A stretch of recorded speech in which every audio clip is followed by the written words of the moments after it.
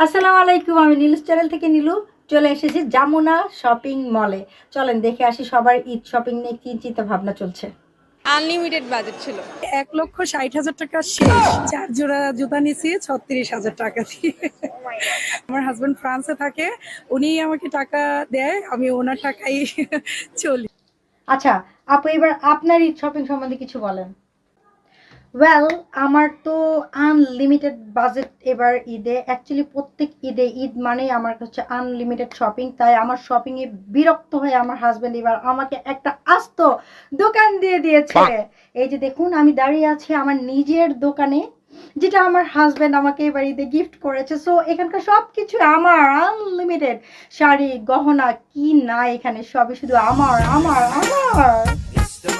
কিছু মনে করবে না আপু, ভাইয়া কি ফ্রান্সে থাকে?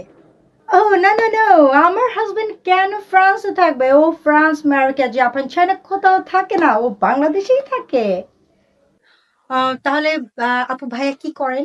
খুব ভালো মহৎ কাজ করেন। আমার হাজবেন্ড একজন রাজনীতিবিদ, উনি পলিটিশিয়ান, উনি পলিটিক্স করেন। सारी उम्र मैं जो कर जा बड़े यार